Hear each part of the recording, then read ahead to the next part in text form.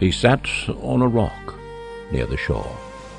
The waves arrived on an endless comforting march, the salty spray holding court within the facial creases earned by seasons of tenacious visitation in this beautiful, ragged, unrelenting place. Few came here, fewer stayed. His gaze vibrant, yet dim, seeing but blind, remembering but not all memories were equal. Every day John would come to check on the man who had no family that anyone recalled. Some imagined she'd arrived on these waves and he was remembering her arrival. And every day about this time. Some say she left that way, and this daily insistence on gazing at the sea was, perhaps more than anything, the reason he held some hold on what memories he chose to keep locked away. John and neighbors brought food for those moments when the sea held no more secrets for the day, and the man ventured to the door of his cottage, turned the door handle, popped the door open, and listened to the hinges creak their own misery it lied. The man needed no alarm. His body told him when it was time to rise. He set out for the comforting lapping of the ocean waves, reminding him of something. Seeing the moon cast jagged shafts of light across the ever-moving surface of this piece of Irish coast caused a sigh to escape sea-salted lips and rather vacant eyes, to enjoy the dance, distracting him from the cold in this time just before sunrise, just before John arrived with a cup of tea and a tin of sausage, eggs, and baked beans. No, it wasn't a full Irish breakfast, but the man never seemed that hungry. A slight, trembling spoon dived into the beans, a fork purchased a sausage, and the eggs were cleaned with toast as the food was systematically moved from the tin to a more helpful place in the man's body. He got his morning nourishment on this rocky beach. John spoke of things in the village, asked about the weather, gave the man all the time he needed to speak, for the seemingly vacant eyes returned to the sea, and the nourishing tin forgotten. Sometimes the man would hum. And it wasn't a song John knew, but the tune never varied. The man never felt the need to explain. Perhaps he just couldn't. The sky had grown dark, and the morning rain was seen dancing on waves. The man closed his eyes, sat unperturbed. Not so with John. He imagined the worst and urged the man to come back to his cottage. There was no visible interest as the moments dragged by with certain danger approaching. John was about to take action, but unexpectedly the old man cleared his throat and spoke 2 words as he stood. "Follow me." And as simple as that, he moved toward his cottage as wind and low rumbling thunder stole his humming from John's ear. No one could remember hearing the man speak, but John was certain he had been personally invited out of the storm. And inside the man's home, away from the rain, the man reached for a book filled with photos.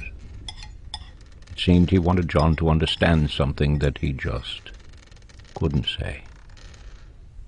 Had there been a wife and a son? Photos of the 3 were in various gray-shaded photos cracked with time. Some pages held the oil of fingers that spent time helping his mind recover shards of memory. The old man watched John absorbing the personal, and tears silently filled wrinkles and made deposits into facial tributaries, spilling ingloriously into his unkempt beard. And on the final page, in this singular book, a photo of 2 headstones, the names Mary and James, along with a few dates carved in stone. The most recent was 52 years ago. The old man looked at John and moved his head as if he encouraged him to finish what he had started. So John returned to the book, and the only thing left was a yellowed envelope with a top flap hanging on, but only by a few strands of wood pulp on the right-hand side. The old man continued nodding at John. So John gently removed a sheet of oft-read paper and handwriting that must have belonged to Mary. He pointed and nodded, and John began to read. The sun's just a-rising, teacup in my hand, watching sunlight touch every part of this island. The birds sing good morning. The wind does not disturb. The fisherman working isn't meant to perturb.